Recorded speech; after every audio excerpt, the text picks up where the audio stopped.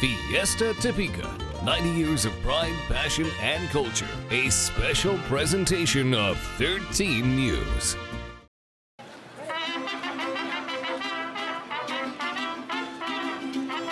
It's part of our community. It's part of our heritage. If you belong to something, you should honor it. If we don't keep our culture alive, a part of our hearts, a part of each one of us will die. This is a vibrant community. There's something to learn from our culture. Welcome to our special presentation. I'm your host, Melissa Bruner. For 9 decades, Topeka's Oakland neighborhood has opened its arms to all for a party. Their Fiesta Topeka marks its 90th anniversary this year. As always, everyone is invited to the Our Lady of Guadalupe church grounds to celebrate the traditions, the dances, the music, the art, and the food of our Mexican community, all to support the church's joint school with Sacred Heart Parish Holy Family School. This milestone also gives us a chance to reflect on a story that begins before the first fiesta ever happened.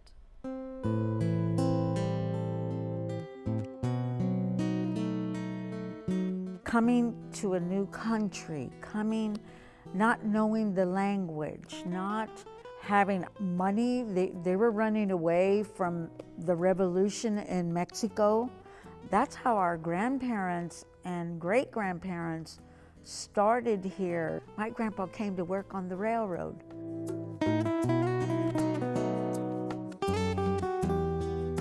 In the early 1900s, several families fleeing the political turmoil in Mexico settled in what's now Topeka's Oakland neighborhood near the Santa Fe Railroad yards. There, they found work and soon formed their own Catholic church, Our Lady of Guadalupe. The original parish opened in 1914 and met in storefronts. Artist Andy Valdivia created a mural illustrating the history of the neighborhood and church. It's in the basement of their modern addition, the Marlo Cuevas Palandran Activity Center.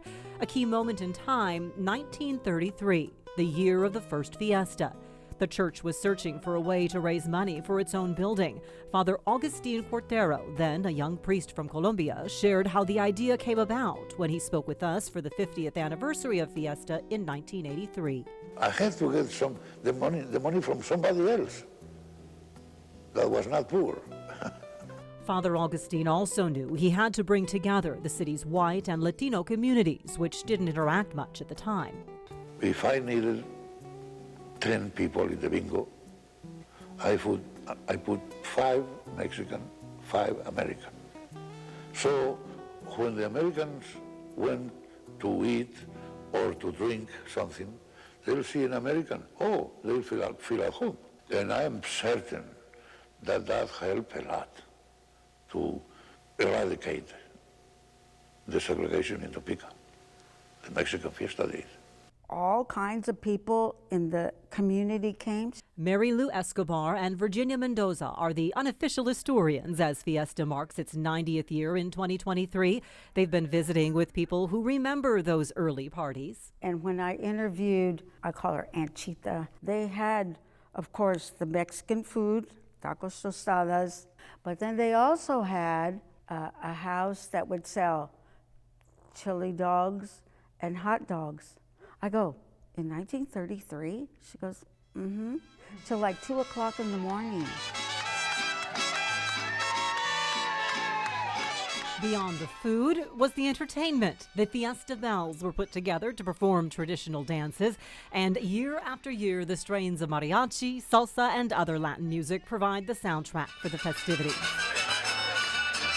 We always made it a point to go see the dancers and stuff, or the entertainment that was brought to the fiesta. Because then back in the day, it was all local. Yeah. Everything was local. The bands, the music, the dancers. We could run up the streets of the fiesta without any fear of anything happening to you. So that was kind of good memories, yeah. I think another thing was real popular was like the fish pond. For the kids. Everybody wanted to go to the fish pond to get your little treat in your little bags.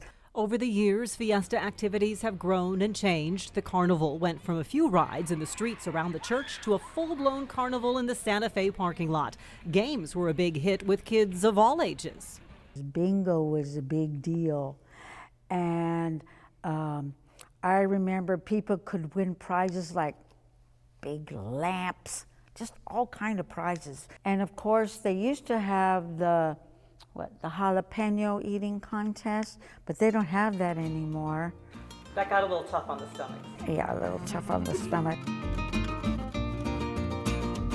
The Fiesta also has spread beyond just the Oakland neighborhood.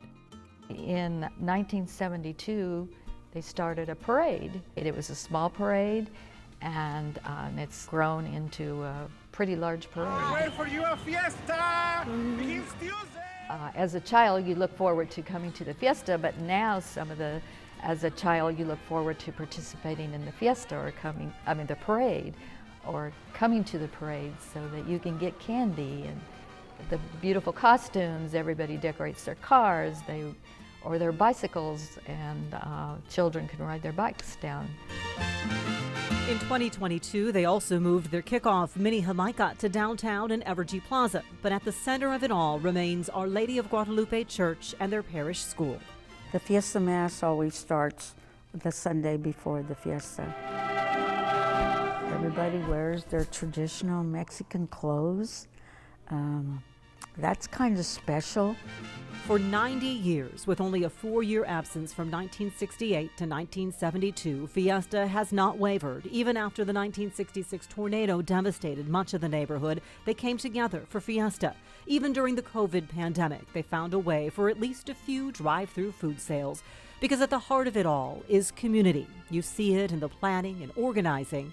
If you need people to cook the food or make the food, if you need work outside, everything that needs to be done, somehow you'll find someone in that church, our church, that has that special talent that can get that done. And you also see the community that welcomes everyone into their family. People that used to live here, they take their vacations and come to Fiesta. That's still special to them because they know it's part of our community, it's part of our heritage, it's part of traditions continuing. This is a vibrant community. There's something to learn from our culture, not only the food, but the traditions that go on within the fiesta.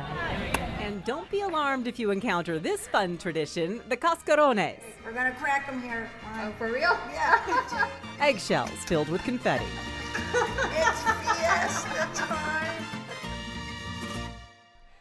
Part of the fundraising added a few years into Fiesta was the royalty competition. We'll look at that and hear from Fiesta queens representing several decades next.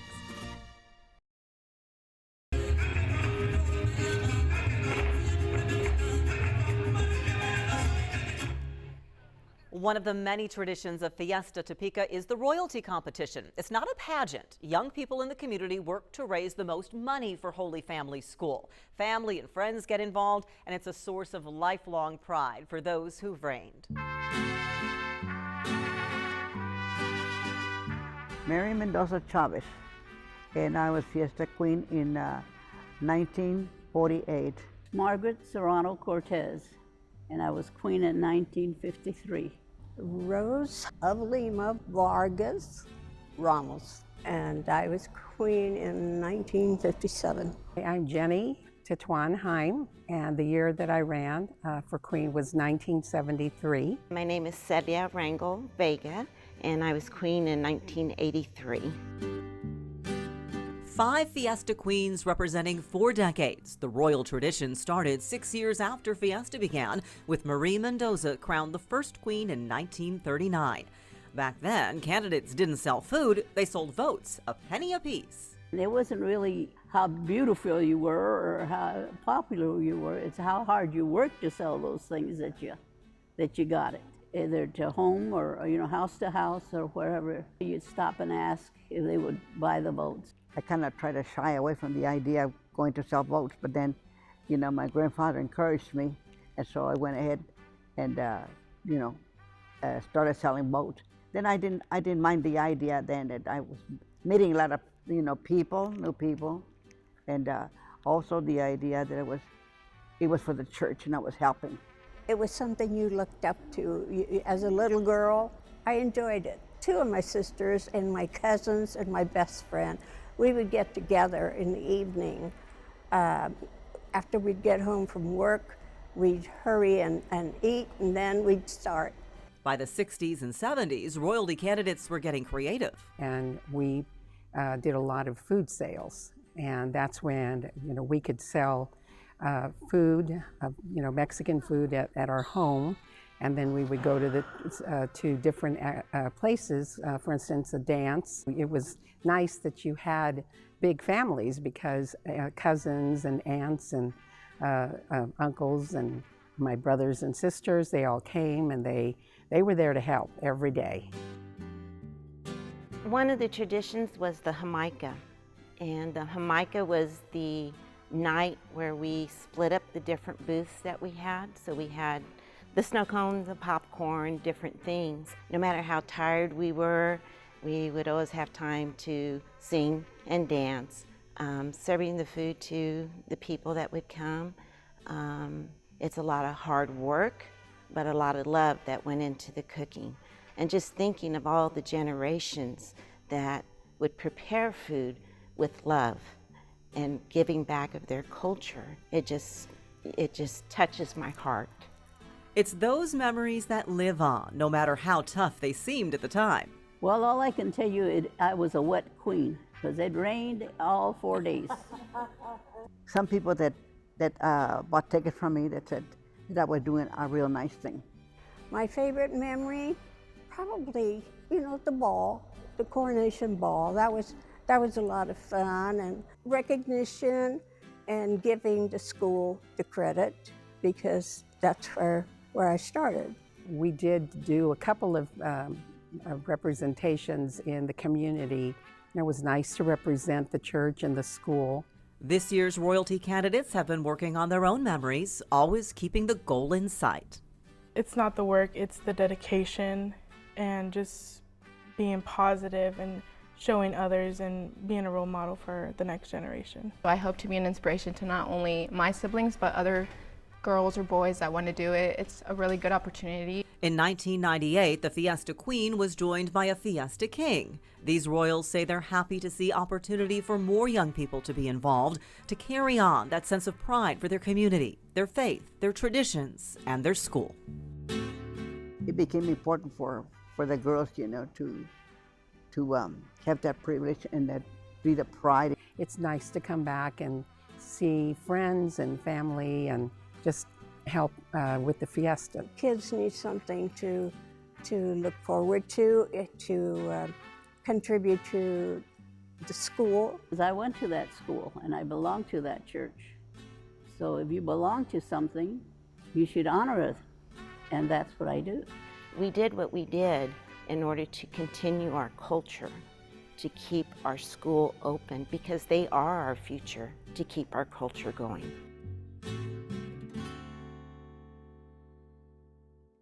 First, Our Lady of Guadalupe Church, and now their parish school. Holy Family School is the purpose behind Fiesta. Hear how much it means to them as we continue our look at Fiesta Topeka, 90 years of pride, passion, and culture.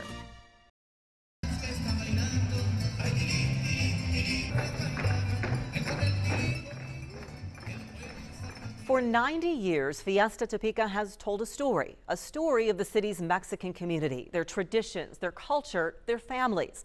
The story continues to be written in their school. Our Lady of Guadalupe Church had its own parish school, which combined with Sacred Heart in 2006 to form Holy Family Catholic School. The former Our Lady of Guadalupe building is now Holy Family's West Campus. And just in time for the 90th Fiesta, it's ready to share the story in a new way. We wanted to kind of capture the history of this church and this section of the community as best as we possibly could. Along the walls of Holy Family School's West Campus, artist Jamie Colon is sharing the story of his home. When we tell them that we grew up in Oakland, the vast majority of people in Topeka go, "Where's that at?" Now when you come over the bridge, the first thing you see is this building. We painted it bright red. You're never going to miss or not know where this neighborhood or this church is. Rather than the murals for which Jamie is known around town, this story is told in tiles. People in the community shared photos, which were crafted into the tiles. Jamie is now placing them into a mosaic around the building's exterior, inviting people to visit, look, and share. People that you're seeing on these walls are all storytellers. That's how you got your story. You went to church on Sunday, you went to your grandma's house for dinner right after church, and stories just got told over and over again. It was always the verbal. So now, some of these folks are still here, some of them aren't, but because we put them on the wall, they're continuing to tell a story. But the story is not them, it's the people that come and tell the story about them. So we're back to that verbal, that one-on-one. Not only are you finding your family member, but what they're doing is they come along, they're talking about, oh, I remember her, I remember him, let me tell you about this person. So the story gets told all the way down the wall. So they're not coming to one section, they're going through the whole wall and having these conversations, which is the most important thing. Jamie's own ancestors are here, so are some of the neighborhood's founders who came to work on the railroad. So are those early students who graduated from this school building, a school supported by the neighborhood's best-known tradition, the annual Fiesta. The first church was built, and it was like 2-story. The school was on top, and the church was on the bottom. And then as it went on, the school, there were a lot of kids, so they built the school. The community wanted their children to learn their heritage, and that's one way is to keep the school open and prospering, and it's still going today. Still going largely because of the support Fiesta offers, current principal Travis Lamb explained. It not only helps ensure that the lights are on, but that we have a sound curriculum and we have enrichment experiences that really enhance the education for our Mustangs. As we are emerging out of COVID and looking for those experiences to go to the White House Decision Center at the Truman Library to ensure our kids can go to the symphony or have materials for our 3D printer. While Fiesta is part of the story you'll see on the West Campus wall with a section dedicated to Our Lady of Guadalupe and the royalty, Jamie says he hopes visitors will see much more. When we talk about Our Lady of Guadalupe, the only thing they know is the Fiesta. But there are many other things that happen here. And so this is a good way to broadcast those things out. There's a ton of neighborhoods in here that have the same kind of story that we do. The problem is it stays in the neighborhood. I want it to get out. Because then once you know more about Topeka, you have a better understanding of where you live at. Jamie expects the mural to be mostly complete in time for this year's Fiesta Topeka. He plans to create a section-by-section record so it will be easier to find any specific photos you might be looking for. Art is one way to preserve tradition, so are music and dance. You'll see how groups are doing that next.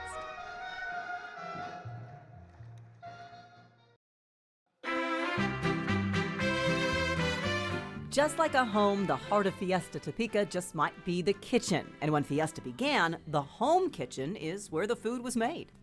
And then would take them to the church to sell. When I was getting involved, we only had the little kitchen underneath the church. 1, 2, 3 stoves. This was like the enchilada group that would be making it. Over here inside the kitchen is where they would be making like beans and stuff. Crews of elderly people that would come at 2 o'clock in the morning to cook all the beans, to shred all the lettuce. From homes in the early years to that small kitchen serving up tacos, burritos, enchiladas, and more consumed around long tables in the intense July heat under the shade of a tent, they now work in upper and lower kitchens with tables in the air-conditioned comfort of the Marlo Cuevas Belander Activity Center, and the community is still eating it up. Since 1988 to 2023, we have made 258,607 tamales. So that's a lot. There's a crew that comes in 8 o'clock in the morning that starts enchiladas. And I think on average they make 2,100 to 2,400 enchiladas. But we do have the facility to make this food, and that's what's really nice. Heriberto Gonzalez is keeping traditional dance alive through Ballet Folklorico de Topeka. They come from different regions of Mexico, different states. The influences on each one is dependent on which group from Europe and wherever were primary there. This comes from our history of our relatives that first came into the Topeka area with the railroad, and they have started needing some type of activities, and they all had fiestas back home. They wanted to have one here, and so when they got with the priest, they decided, well, let's go ahead and start one. Traditional dance and music has been a fiesta staple since the start. The Fiesta Bells performed at the very first fiesta in 1933. Generations have aspired to follow in their footsteps. Well, you felt so special because you got to dance with, for the fiesta, and that was something special that made you feel very good and proud of your heritage. This year is special.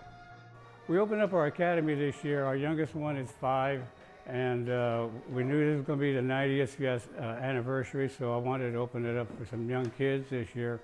And some of my alumni said, we want to participate also, so I've got some of my alumni coming. I'm figuring somewhere between around 45 dancers that are going to be performing with my particular group. Through dance, Eddie hopes come steps to bridging what might divide us.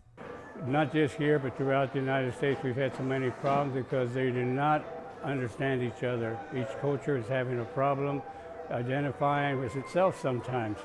And so now it's good for them to start meeting other people in other areas. Like we've had the German Fest in Oakland, and now we have also the Mexican Fiesta in Oakland. From the Our Lady of Guadalupe Parish and Holy Family School families and the entire Oakland community, this is your invitation to join the party. The 90th anniversary Fiesta Topeka runs July 18th to 22nd, 2023 on the Our Lady of Guadalupe grounds near Northeast Chandler and Atchison Streets. Enjoy the traditions and continue the story of this vibrant part of our Topeka community. 90 years of pride, passion, and culture.